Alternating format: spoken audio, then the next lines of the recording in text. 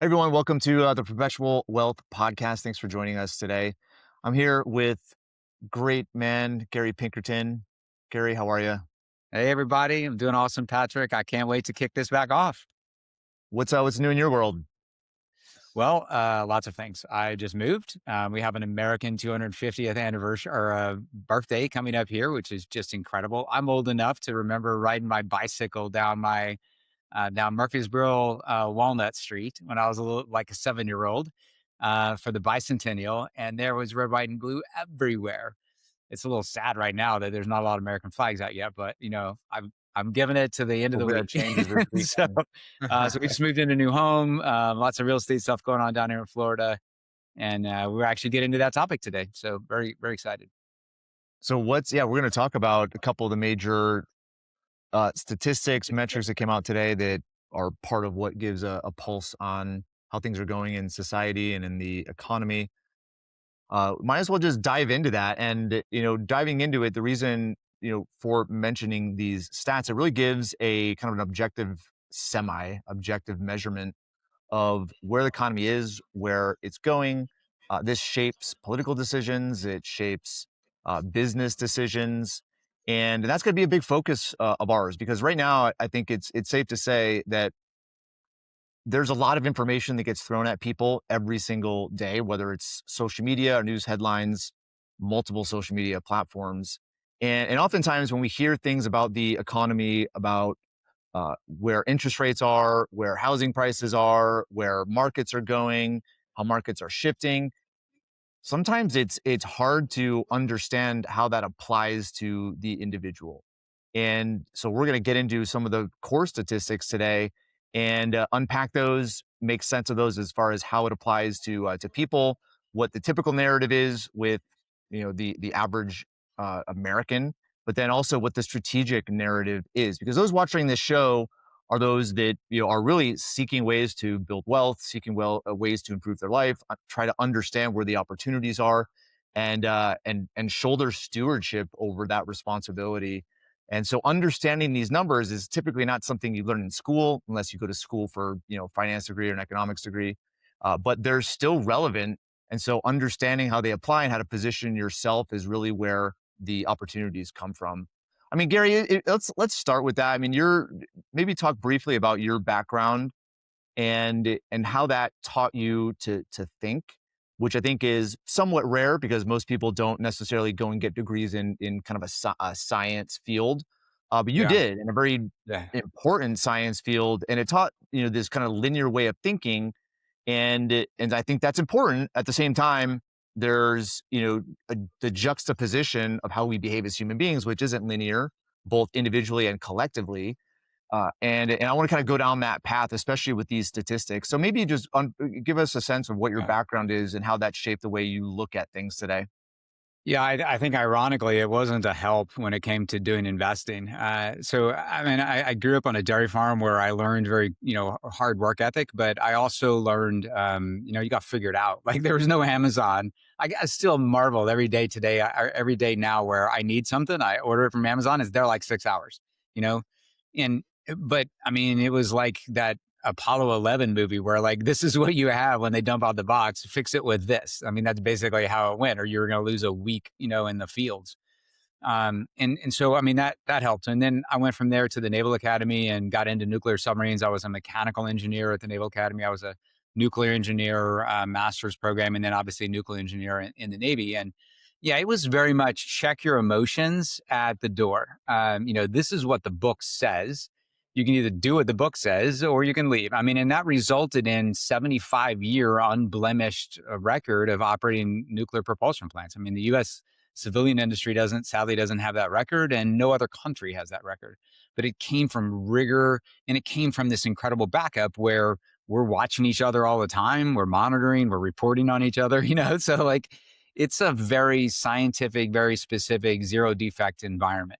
And then I went from there to being a big time real estate investor. And, those checks and balances aren't there. The procedures aren't there. And then so you start doing things on emotion, but you don't know you're doing them on emotion. Well, And that's risky. let's take a step back because I think you missed an important gap there Okay. because you obviously with your if you're being trained and conditioned in this very linear way of operating. So first, I'm assuming nuclear engineering, there's a lot of science and straightforward thinking and very, I would say narrow guidelines. But then you have the operation structure, which is the Yeah. military, which is very Yeah. disciplined, mainly because of what's at stake. Yeah. And so even though you have human behavior creep in, it gets quelled pretty quickly. It And does. so maybe talk about how that applied to the way in which you were managing your finances, because you spent a long time in the military, but that wasn't going to be where you wanted to end up, Yeah. at 80 years old. And now how that translated into what you did financially, and then what made you pivot to real estate. Yeah. So, quite frankly, I was just stovepiping, right? Like there were things that, there's just so much to do on a submarine or in a military career that you can't do it all yourself. I mean, no team. I have 165 people who are supposed to be helping me be successful, right? And the best ships did that, and I became very, very good and very comfortable in training people and then delegating things to them. I mean, you can ask my team at Paradigm Life. You know, when Gary delegates, like I just make sure that they know what the desired outcome is, and if they want to run with it, like some of my team do, most of my team, I just let them run, and they know to give me updates and things like that. And so it's a very the military is very rigorous from that perspective, and but there's also a ton of backup, right? And so with the finances, that wasn't my job, and I made the mistake of not giving and asking enough questions or giving enough feedback. And it's really kind of interesting. We would get a new advisor back then every time we would move from home port to home port, and it was like 2009 or so. I show up in Pearl Harbor, Hawaii, to take over the USS Tucson, my submarine. And as I'm getting ready, I have a meet and greet with my new financial advisor there. And this guy was like 15 years younger than me, and he's recommending a mutual fund I'd never heard of. And in the end, I asked questions like, "Well, why are you recommending that?" Just because my brain was kind of working with this get involved and ask hard questions kind of thing that they taught us in the submarine command course pipeline leading up, and the nuclear power side of qualification to be a commanding officer. So a lot of like hard questions. You didn't ask enough questions here, you fail. That kind of thing. And so I'm just kind of asking questions of this guy. The answers are not good. Well, it's what the boss said we should talk about this week. Those kinds of answers. And so it planted in my brain, okay, make a note, come back to this when you have time. Well, I never came back to it because I was in a struggle to get the ship deployed. We deployed. And then all of a sudden I'm getting relieved 2 years later and half my money's gone. And I didn't ask any questions because I had convinced myself or told myself that that was not my job. Now, looking back on it from a higher level and from a financial perspective, you got to say, well, isn't that arguably the most important thing that the provider, the breadwinner for the family should be doing, is making sure that the financial future is solid? But emotionally, we don't think that way. So I pivoted to real estate because I did feel like I had more control there. And I do have more control there.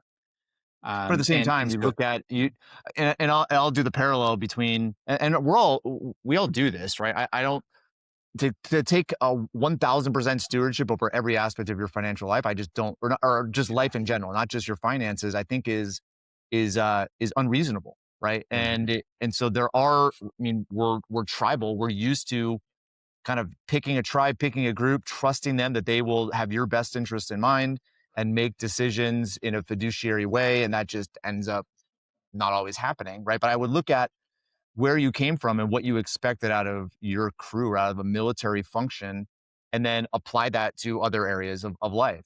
yeah, And so if you really look at the financial world, okay, I think a lot of people do that. And we plug into a system that everybody else is doing. The herd mentality makes us feel safe, makes us feel protected, that our tribe, our group has our best interest in mind because they're recommending it to others. And that sometimes, not sometimes, oftentimes that leads to not the greatest outcome, right? And I think you experienced that when you lost half your money. A lot of people did during 2008, 2009, 2010. But then going into real estate, I mean, you obviously felt a lot of pain. It wasn't right. You became disenfranchised with how the typical financial services industry mhm, works, and then you pivoted to another field. Okay, and I mean, obviously I know your background. Uh, why don't you talk about that, and then the kind of linear way in which you approached it, and what type of experiences you started to have there? Yeah, so the primer was to just get my family's finances, stable. And so I was just pulling money out of the markets and putting it into real estate.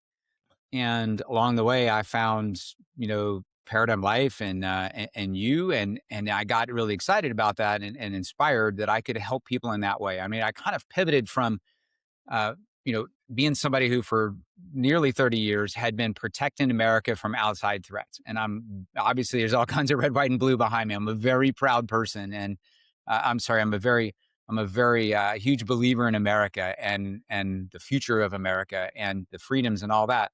And so I wanted to do that, and I started to realize that the threat's really not on the outside; it's from the inside. And so I wanted to support families, and the biggest struggle that families had back then, and still have, and probably will 100 years from now, is how to optimize what all the hard work that they put into providing for their family. How do you optimize that to get the best result that you want out in the future? And so applying that kind of linear thinking, I went and just looked at, okay, if we need to save some money, we need to invest some money, and so where can we do that to get to our financial destiny with certainty?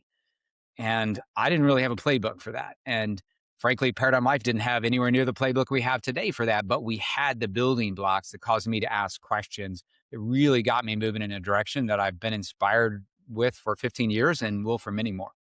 So where did you I mean, as you look back on those experiences, even experiences today, like where have you seen human nature creep into the expectations set by linear thinking to essentially disrupt and maybe veer away from the intended outcome? Because Yeah. I think where I'm getting at, and this is where it goes to the statistics that we're gonna get into in just a second, right? Is that there are, especially with economists, those that run the government, even run businesses. You essentially invest or put money into certain areas, and you expect a specific outcome, but that's not always uh, it doesn't really happen that often because human nature gets in the way and causes the path to that intended outcome to veer. So where did you start to see that with your real estate, start to see that with working with clients, and even looking back at what happened in 2008, 2009, which caused you to go down this path? How do you now frame that experience just based on what you understand now about human nature? Yeah, so I found over time that most humans, it's in the end, it's hubris, it's a lack of humility, but it is in our, at least most people I know, and certainly me, it is in our nature, our instinct, I guess, to take credit for things that are successful and blame others for things that go poorly. But if we could flip that, if we could take credit for things that go poorly and say, well, I can't really take too much credit for that going well. I'm glad it did. Then it would put us on a much better footing. But it is human nature to think like when you see a pro forma for a real estate property, or when you see a syndication or a passive investment you could get into, and you're going to get a 12% preferred return. I have thought, and I've heard many people tell me that fully expected, they've already spent that money in the future because it's going to come in monthly. Like we just expect it's going to happen. We take out of the fact that there's tremendous amount of chance that none of that stuff happens, right? No one expected. I mean, many people said, like they say today, that the markets are overheated, price and earning ratios are too high. But yet, if you go back and ask them, why were you doing what you were doing in 2008 or 2009? Because I didn't see it coming, right? Like none of us actually do. Yeah, and that's interesting. I think behavioral economics is one of those newer fields, and it studies, I would say, the interaction of human beings into a very, in a sense, binary system. And it's just interesting, case after case. We're all humans, and what ends up being assumed as a linear A plus B equals C ends up being A plus B equals Z.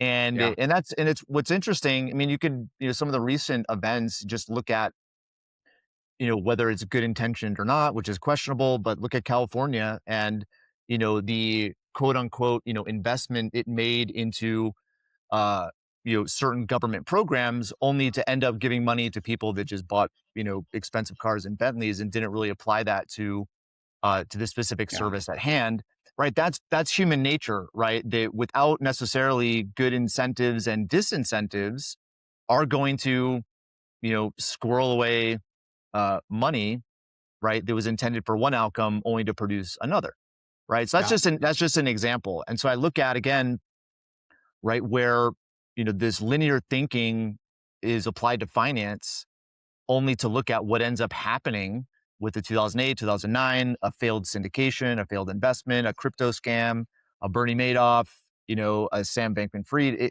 The list goes on, right? Where we assume this linear path of how people are going to behave only to be disappointed, right? Yeah. So looking at that, like, how do you now knowing that with your specific investments that you've made, ones that have gone well, ones that have gone sideways, what are you seeing now that allows you to mitigate risk in advance of that happening? What am I seeing? It's more about having some structure in place that forces me to take some actions. First thing I do is I run everything by my wife, if it's even substantial in amounts. And people may call me sexist on this, but I have come to learn and appreciate that there truly is something to women's intuition. You know, 100%.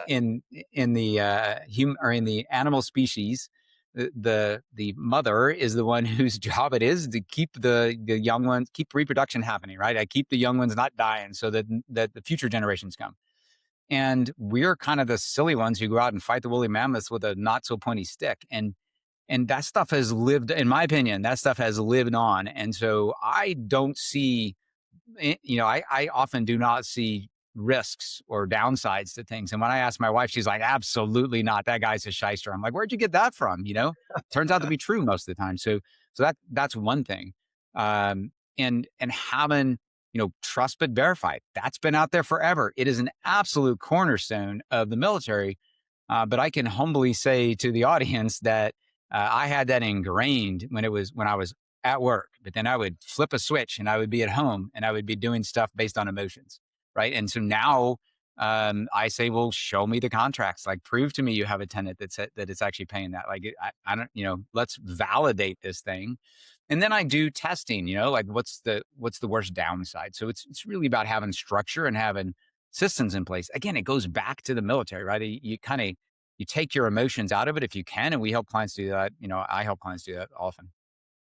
All right, so this is where we'll pivot into the stats, and the Yeah. reason why I think it's important to go through this conversation is to really highlight that we have some incredible skills as human beings, right? To think logically, think linearly. I mean, look at everything that's been created. I mean, it's we live in kind of a miracle every day, but there's a part of us, a very old part of us that acts instinctually as if there's a woolly mammoth around the corner that's going to trample us. And so knowing that we have those two sides of our thinking, it positions us to understand information in a different frame, to be able to make logical decisions, strategic decisions, take advantage of opportunities. Okay. If you don't understand, I would say those two, modes of thinking, it's going to be very difficult. And what the typical response is, the default is to just trust somebody else that they're going to do the right thing. And you may get it right often.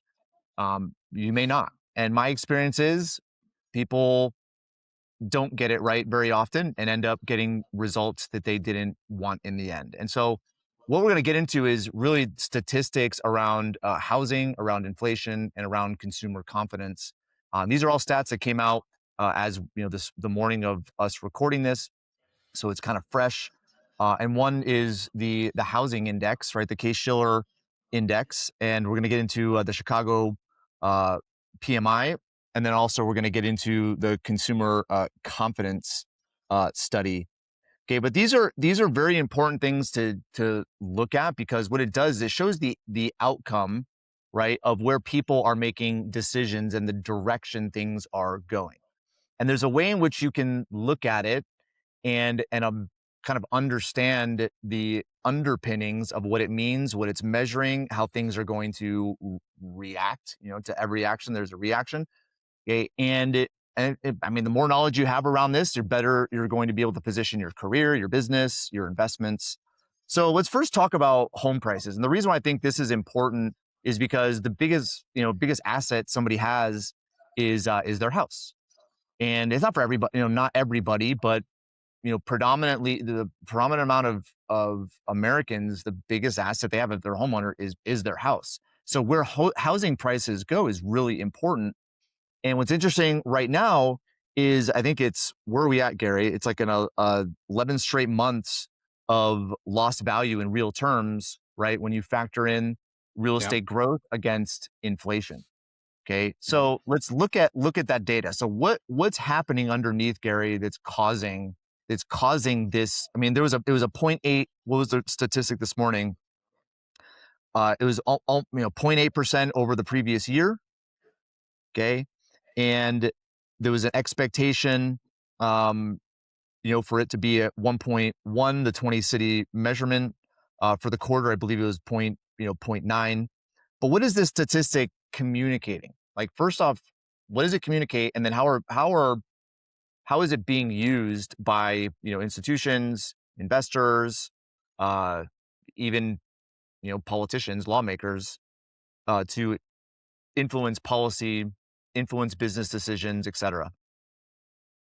Well, it's certainly affecting all of those. So people, I would say if you take the big picture items from this and the impact of this, people are not wanting to move and they're not wanting to sell property, right? I see that personally here in Cape Coral, big time. I have short-term rentals and I have long-term rentals, and we have one that we were considering selling, and all three of those aspects of real estate are way down right now. And so why is it that rental prices and daily and nightly averages for short term rental and homes on the market are at an all time high? Why is that happening? Well, first of all, real estate is local, right? We all know that. So I would say our statistics down here are far worse than this is showing. My properties are down probably 20-25% from the peak. And it's kind of typical in a cyclical, kind of waterfront area. And so why is it? Well, a lot of people bought homes here at 2.9%, right? And they don't want to lose those. And people have those in their hometown. So imagine the decisions that are being made. People aren't leaving their jobs. Some people aren't even after they get let go, aren't getting new jobs. They're trying to work for half the income so that they can work remote so that they don't have to move. Like, it is driving things big time, which obviously affects businesses who are trying to hire people. And across the board, it affects people. So I think a lot of it Over is that over the interest rates one were over so low one and they're so much higher simple now. over one simple variable, which is an interest rate. Because I've heard that number of Yeah, times. one I don't want simple to, variable. my house Yep. is worth $1 million, but I have, a 2.75% interest rate on my $150,000 mortgage. It's like, we're going to Yeah. essentially stall our life because of that one variable. Yeah. I mean, people talk about other variables. I'm sure they have an impact from time to time. Um, I would say one that's in there right now is that um, inflation ticked up hard when the fuel Oil costs prices. went up, right? Because of the war in Iran. That's now coming back down.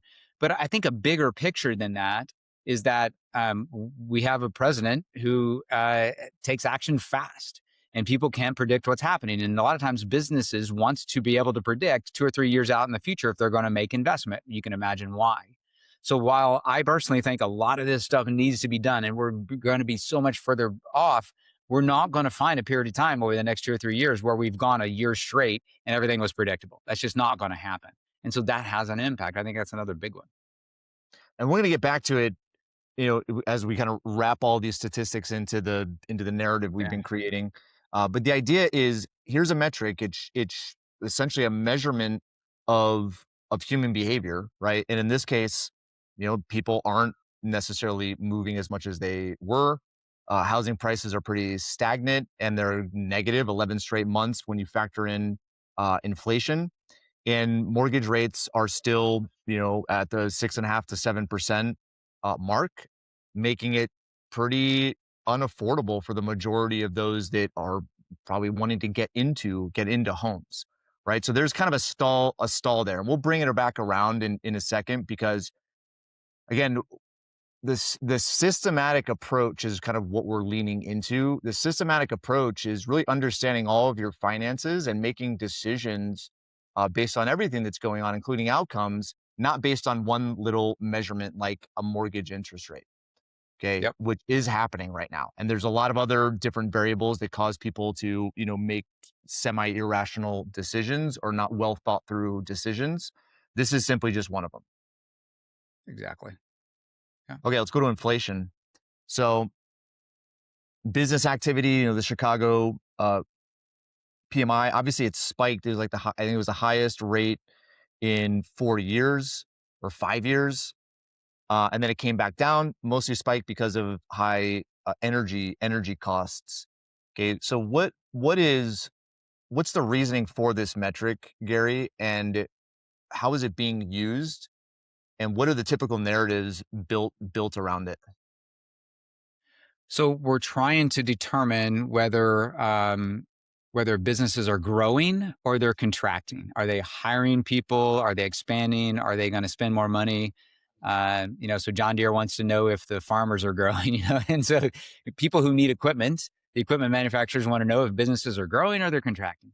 So it really drives a lot of the economy and a lot of decisions that the supplier kind of businesses are making. And it drives decisions for people on whether they move or stay local and people who build homes, so everything is really driven on the production arm of America.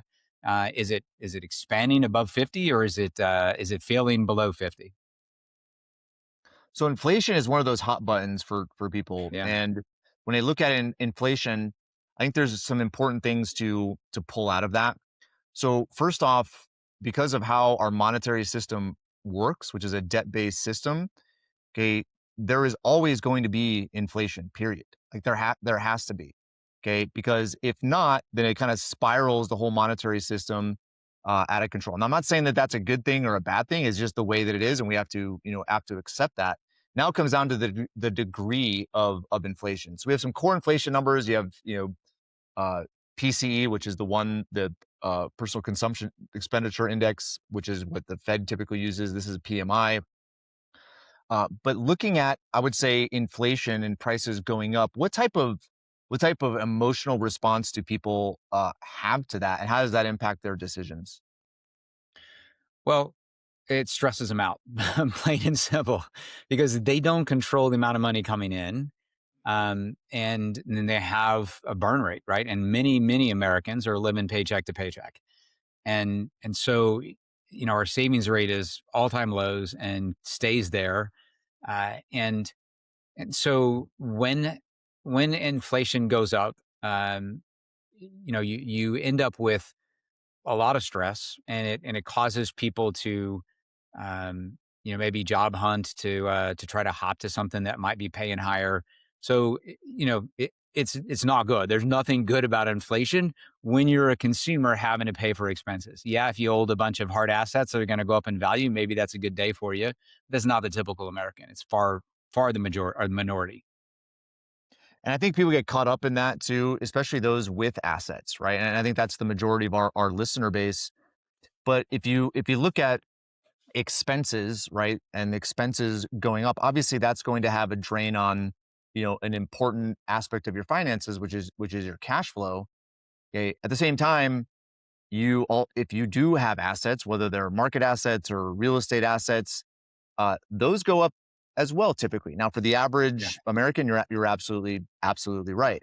Okay, but for the typical, investor, those that are listening to a personal finance show and figuring out how to improve their finances, for them, it's like realizing that it's happening on both sides. You would think that if you have that full measurement of your finances, you realize, okay, my expenses are going up by 4% per year, but my assets are going up by 4 or 5% per year. What's the offset? Most people Yeah. don't have that type of visibility in their system. And so they tend to just, respond to, just one variable that they can see. And the easiest thing to see is, milk prices going from $3 to $5. Yep. and it gets super emotional. It gets super personal. In the political atmosphere, a way to not get reelected is to be blamed for inflation in wherever the area is that you're in charge, right? Like that is probably the most devastating thing that can happen to a president or a governor or mayor or whoever, right? And on the point of assets going up, I mean, that's fundamentally why we and our clients have real property, right? It's why across the world they've had real property because you can have a bunch of gold, which is risky. You need to protect that stuff, but no one will rent it from you, and you can't get a loan to buy it. But with real estate, you can get a loan and put 25% down, which means when your asset goes up in value, it goes up by 4x, right? So if food and groceries are going up by 4% a year, your assets are going up by 4. Well, personally, your assets are going up by 16, not 4. And so that's fundamentally why we do it. And it's not exciting, but I can tell you that even though mine are down 25% this year, I'm not asking anybody to cry for me because in 21, 22, when we had that massive inflation, everything doubled in value.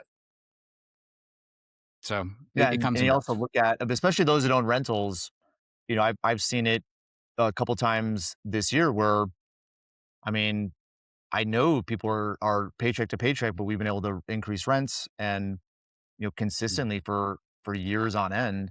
And again, all real estate, like you Yeah. said, is local. But at the same time, I would say there's always going to be a silver lining for investors with all of these metrics. But what we're trying to communicate is Hmm. the narrative that's being communicated in the news cycles, right, are typically pointing to what's wrong. But within Yeah. what's wrong, there's opportunity. So we're trying to frame essentially these statistics, what the common response is, and then we'll kind of wrap it up at the end, showing where all the opportunities are when it comes to understanding what these statistics and measurements mean. But let's dive into consumer confidence, which I think is an interesting measurement. So I'm actually gonna read the questions that people respond to that determine this index, which I think is fascinating. Then we'll get into the actual consumer confidence index itself. Right now, so this is kind of so the questions are in kind of two categories. You have what's now right now, and then the next 6 months. So right now, how are business conditions where you live? Okay, and the job market. Are jobs plentiful or hard to get? And then the next 6 months, will business conditions get better or worse? And will there be more jobs or fewer? And will your household income go up or down? So I find those questions really, really interesting. That a whole index is based on those questions. So what stands out to you in regards to like the meaning of those questions, the people answering them, and ultimately, the measurement we have as far as what those answers mean. Well, the first thing that got me was that the index is at 91.2, and that's out of 100. So that's quite impressive, Yeah. and it's high. But when you go and look at, if I remember right, like the answers about the current situation, the current environment were not good. They actually went down, I think. But the future went up. And I mean, you can find a pessimist, I'm sure, who says it's bad now and it's probably going to get worse. But that's not likely what people are going to see because people have seen cycles, right? So if it's bad right now, they're likely going to say, "Well, I bet it's better in the future because and if it's good right now, they're like, "Oh, it might get worse in the future." That's just how people operate, right? And and so those two offset each other. And I don't think it's a great series of questions. It's not many questions, and they're basically the same questions about today and in the future. So I don't think it's a lot of rigor there that you can hang your hat on this thing. But consumer confidence is huge. I mean, it plays a it Yeah, plays a big role in it's a lot. decision making, right? Yeah. All off of not necessarily an individual's objective evaluation of their local, economy, job market, business market. It's all based on their gut and feel, off of observation. And observation is typically the result of, however many decades the person's been living, their filters of how things should be versus how things are. So you have a lot of subjectivity in an objective measurement. That's kind of what I pulled from it. But when you get obviously law of large numbers and you get a lot of people answering the same questions, you come to certain consensus, right? So there is validity in that.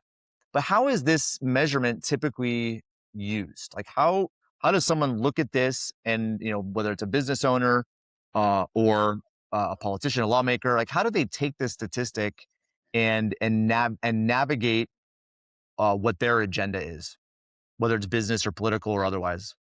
Yeah, well, I think it's well, political, it's am I doing a good job or not gonna doing a good job? Am I gonna get reelected? Is the other guy gonna get elected? Um, on, And typically it's on spun the in two business ways. side, It- it's The, the spinning is in two ways. If it's bad, you blame somebody else. If it's good, yeah. you take credit for yourself. Yeah, that's right. You can go right back to that. I'm gonna take credit if it's good. Yep. And it was the last guy who had the office who screwed me, now. So, um, but if it's a business owner, I mean, that's really the measurement. I think the key measurement that business owners are using on whether they hire people, whether they make investments, build another production floor, do marketing. If they think that people are in a buying mind, if they're optimistic and they're going to go and you see that as you lead up to Christmas every year, like probably the biggest one. How did Black Friday go? That kind of thing, because we're worried about leading indicators of should I build more things or have I already produced too many? Right. So there, it really does drive a lot of the business environment, which is America's gross national product. All right, so let's kind of wrap this around into where the opportunities are, because when most Mhm. people hear these statistics across news headlines, whether it's on social media or the nightly news, if people still listen to that, uh, like there's certain ways people look at that, right? And I think for the majority of people, it's just one of those like pulses of like how's everything doing, and they move on beyond that. And I think that is a function of the system that most people have bought into. So first off, even though we have this kind of linear way of thinking, and we have human nature that is kind of operating in the background and shows up pretty often, okay, it's been proven that having some sort of scaffolding system allows for the optimization of human nature. I'm not going to get into all of what I'm about to say now, but capitalism. You look at the founding documents of our country. It was built on the shoulders of systems that didn't work in the past. Okay, it was kind of like a hodgepodge of those systems built in a way that led to, some pretty amazing innovations. And you look at capitalism, same thing, right? When you allow freedom and people to have ownership of capital, their imagination, creativity combined with that capital, however you want to, define capital, whether it's money or resources, it's amazing what people create, right? And I think that's the system that I would say led to that. It took human nature and it optimized for human nature. Okay, but the system we live in right now isn't necessarily that like it was originally. Okay. And so recognizing that number one, our human instincts lead us to want a system to govern us. Okay. Yeah. And that usually happens unconsciously. So the system we've been taught is, get K through 12, go to college, get a loan for college, you're going to get a job, you'll pay off your loan, invest in the market, you'll be able to retire at 65. And and there's a lot of other elements that go into that, get more education, get a promotion. Uh, and I feel that that's a system that may have worked, at a certain period of time for a short period of time, but I'm not sure if it's working any longer. But people don't realize they're part of that system. So I think the biggest thing to understand is that we're all influenced by it. Even me, even you, we're all influenced by this system that exists, and we sometimes get kind of roped into it. But we got to realize that all these indexes, the way in which they're being used, especially by investors, business owners, okay, they're not bought into the same system. Okay, they're utilizing these metrics to position themselves to take advantage, find opportunities based on where people are spending money, if they're cutting back, if they're moving, if they're buying. A lot of these statistics are used in order to make people money, okay, and take advantage of opportunities. So Gary, the point is, it's like we're part. We're all influenced by the predominant system, and that predominant system we can all argue isn't necessarily working for everyone. Okay. So what's a way in which somebody can, you know, essentially understand that and then start to, potentially find a system that will capitalize on these opportunities? What's that path look like? Well, it's in an unemotional moment. You need to think about, where am I headed? What am I trying to do? And then let me relate it to real estate. If you're going off, especially if you're about to go buy a primary residence, but people do this with rental properties. You find one that's really cute. You could see yourself living there, and then you just go buy it, right? And you make big mistakes. You don't check out to make sure that the systems are operating correctly, or that the utilities are working correctly, et cetera. And you make big mistakes because you were emotionally buying. And so in the real estate world, especially for investors, there's this thing called the buy box. And you have determined ahead of time what fits: price range, number of units, town or city that it's in, and somebody hands you 100 opportunities from a realtor every week, and you can very quickly say it's in this box or not. So like, you've developed a very simple system, but the key thing is emotions and human just tendencies are going to cause us often to leave the box, right? And so having a system is good. I agree with you, Patrick, but knowing all of this stuff doesn't actually change human interaction. I would throw back a question to you, like, how do we actually get, how have we learned that people actually will do something outside of their emotional instinct? No, it's a good question, and you know, for me, my experience is that uh, it is the most difficult thing to change. When somebody Yeah. has been part of a routine, a way of doing things, a way of thinking, a way of stressing, a way of celebrating, it just becomes baked into them. And changing that, especially, as people get older, is very difficult. So it does take an acknowledgement that it's not going to work, but also the associated pain. And if people don't recognize that, I feel that they're never going to change. And so for one thing is, I think you're right. I think that first, the system, it's important to understand that like a system is necessary to govern human nature and human behavior. Okay. We're part of a system right now, whether we want to be or not. It doesn't work the way it was intended. Uh, and a new system will produce better results. And so, how I look at it isn't necessarily starting with, okay, what system am I going to choose? It's more, you kind of started to allude to it, but it's the outcome that you want. Okay. What do you want as the end result? Okay. Where do you want to work? Where do you want to live? What type of lifestyle do you want to live? What, do you want to do it forever? Do you want to do it to your 50 or to your 60? So I think understanding where people's outcomes are first now allow for a strategy or a system to get that outcome. So I think that's the first thing. But I also think there's principles associated with finance. There's principles associated with human behavior. And if you learn what those principles are, it'll lead to better decisions, even better decisions within the system that you're operating in. So again, I'm gonna kind of restate that system. The system is, essentially we're programmed within a hierarchical education system to, follow orders, follow instructions, work solo, and work very linearly. And we're not part necessarily of an education system that teaches creativity and entrepreneurship. If anything, creativity leads to, more art degrees, right? And that type of creative science. But there's just as much opportunity, if not more, in business as far as creativity is concerned.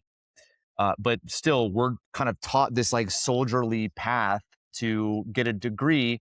And that degree itself, just the fact that we have it, is going to earn us money. And then we put money into the market, we lock it away for 30, 40 years and hope it grows. And there's enough where we don't have to work for the rest of our life. I mean, that's essentially the system. Buy a house, get a 15-year mortgage, try to avoid debt. I mean, we can list off what that system is. And I'm not saying you just unplug completely from the system. What I'm saying is like once you start to understand what we're talking about, you can maybe start to pivot one decision or two decisions or three decisions and start to stack them. Okay. And I'm not sure where it starts. It might start with employment. It might start with how you look at the tax code. It might start with how you position your assets, right? It might start with how you position your cash flow. But I think, when you define the outcome first, okay, and then you essentially look at the system and if it's going to get you that outcome, and the probability of getting that outcome, I think that's the starting place. If you realize that the system is not going to get you the outcome that you want, that hopefully will create enough, angst, pain, uh, which people don't like to look at. Okay, but when that happens, then it's like, okay, who else has tried to solve this? What are they doing? And then it comes down to the principles associated with it. And by principle, principles can be as simple as the measurement of cash flow. Measurement of cash flow, money in, money out. What's the percentage delta? And then what are some things I can do to increase that delta? Okay. Those are essentially some basic financial principles. Other financial principles are, protection. It's like we live in a vulnerable world. How can I ensure that uh, if something happens to me or a loved one, the income that is fueling the well-being of a family doesn't go away. Or heaven forbid there's a lawsuit or somebody trips or their dog bites somebody and gets sued or gets, car accident, that there's protection associated with insurances that I have that will adequately protect my assets so that I don't have to, surrender those for a lawsuit. So I think those are certain principles, right? That if you understand and follow, can create a new path to getting that specific outcome. And obviously this is what the show's about. Is perpetual wealth strategy is something that's been developed over the course of a couple decades now to really understand what system people are a part of, how to identify it and identify if it's going to get you the results that you want, and then provide a new way of thinking, whether it's the positioning of your assets, whether it's the positioning of your cash flow, and it's making these small adjustments over and over to ultimately get the outcome that you want, which I believe, today more than ever, the life that people really want to live is totally possible. Even more so today, just because of how our economy works. So Yeah, that's a that's very well said, and helpful. you made me think that, you know, often we try to subvert our emotional side, our animal kind of instinct side, and that's just not going to happen. I mean, it's a survival skill, and even though we're not actually chased by a woolly mammoth, we think that um, home price going down or whatever it is, consumer confidence going down, my business is going to fail. Like all those things feel like we're being chased by the tiger. So you can't suppress it, can't ignore it, but you have to start to figure out how to, as I think you've said to me before, like pair it with this system, like have a system that you can remind yourself to during calm times. But as you said, you practice, you repeat, you get better at it, then you can more quickly get the emotional side under control before you completely have to start over. And the thing I was trying to say is that the emotions aren't going away. You can't suppress them. Yeah. Like like you were saying, like they're going to be there regardless. Yep. And so but some people try to suppress them, and I don't know if that's healthy, because go back to the I know it case doesn't show work. index going, yeah, it doesn't work. But again, most people don't know that it doesn't work. Yeah. But now if you learn that it doesn't work, okay, what's the solution? What's another path? So I'll go to the home price index. If you're making a decision to stay in your house, stay in your job, not get a raise, not move because your decision is all based around an interest rate on a small amount of your of the home that you live in, right there is your proof, right? It's like you're Yeah. using one little measurement, okay, and you're taking that to govern all sorts of different things that could make your life better. Okay, so it comes down to, again, this is the whole system and principle side. Okay, what do you want in the end? What is and if the decision to keep your house and keep your mortgage and stay in that community is the life you want, then awesome. But if you're not living that life, this is a way in which you evaluate, okay, where do I want to live? How much is it going to cost? What's the interest rate? What's going to be the payment? Here's all the equity that's been built up. How do I deploy and use that, whether it's inside of a new house or maybe somewhere else? When you start to evaluate all those moving parts, okay, that's a new system, because the financial system that people are taught isn't to do that. right? It's kind of like your house is this sacred cow that you want to pay off, and then the rackety shack gets passed on to your kids, and your kids now have to deal with it. I just don't think that's the right move. Objectively, if you evaluate the financials aside, aside the essentially things that you want, uh, it leads you to understand that there are other decisions and even better decisions, right? Generally, I'm not talking specifically. I mean, there are instances where it does make sense. Okay. But in the end, that's just an example of, if this is an outcome you want, this is the life you want to live. And here's a set of your financial situation. How do you optimize in order to get that without taking risk? I mean, the point isn't to just take more risk, right? The point is, how do you align your financial life to get what you want, live the lifestyle that you want? Yeah, yeah. We don't go out there to take risk and lose. That's not the goal. The goal is to get the thing at the end. And you can do it with so much less risk if you don't have to go backwards and start over. And that's really my intent, is to make sure that's true for my family, that my kids understand that, and that going forward, our clients do as well. Okay, so let's wrap this around, and just we said we were going to talk just briefly about opportunities that would come from these three areas. So I would say, why don't you tackle? Let's just tackle the first one and the last one. I'll tackle the consumer confidence. Do you want to Okay, tackle the case Shiller index? So what sure. if you as you look at this from your vantage point, from your paradigm? Okay, where's the opportunity in these numbers?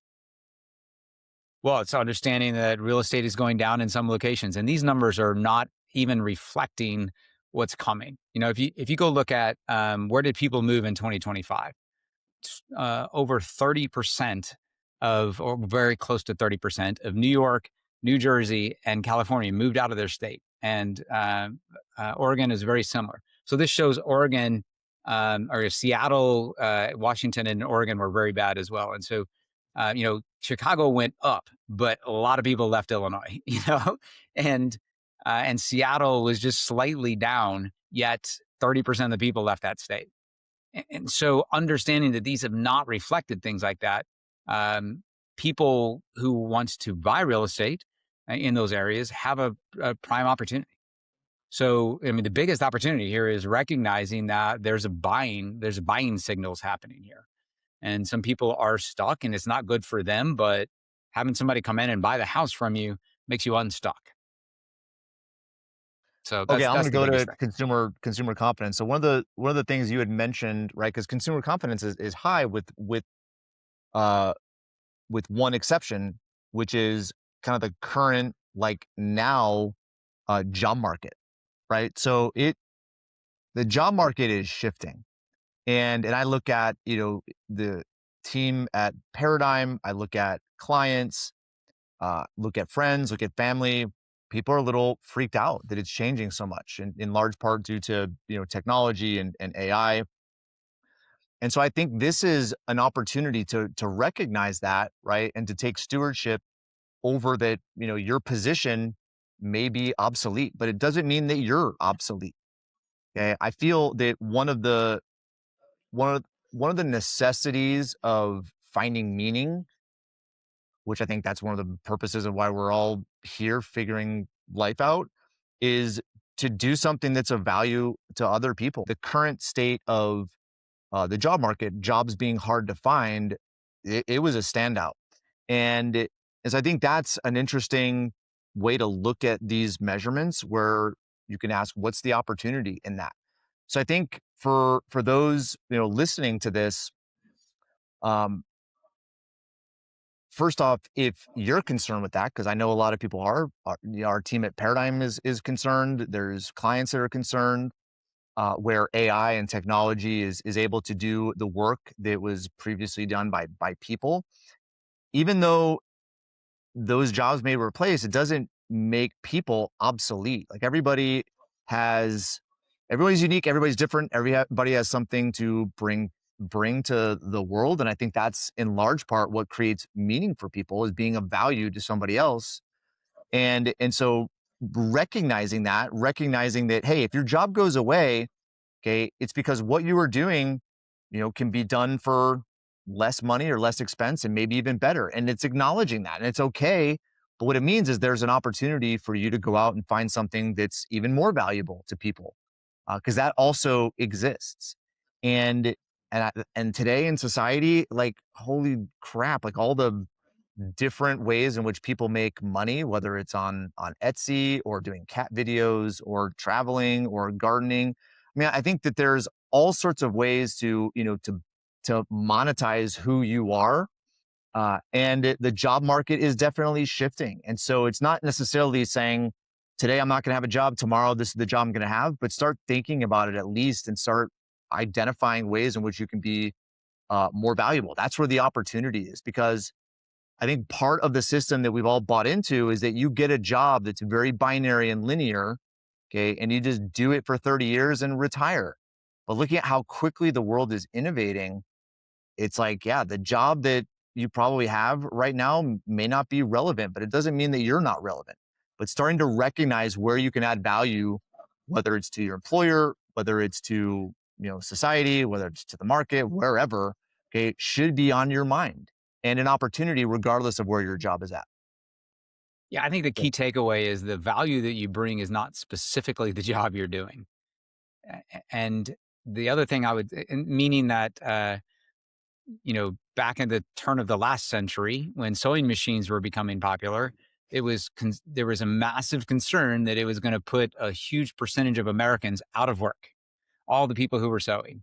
It didn't happen, right? We found more and more opportunities for people, and we've always had sufficient opportunities in America. And I don't think that's going to change.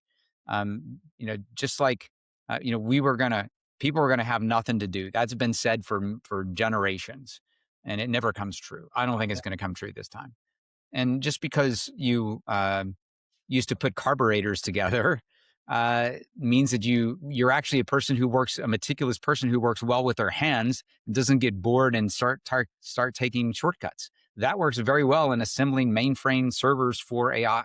So you just have to understand bigger picture what you do. There will always be work for people who want to do it. Yeah, I think that's again going to principle, right? Yeah. If you look at financial principles, okay, it's kind of part of our nature to expand and collectively be infinitely creative. And so that's not going to stop. I mean, it hasn't stopped since, the world began. We just figured out better ways to do things, whether it's, the invention of the wheel or fire, or, the industrial revolution. Then you have the internet, then you have technology, then you have AI. I mean, it's not like innovation is going to stop.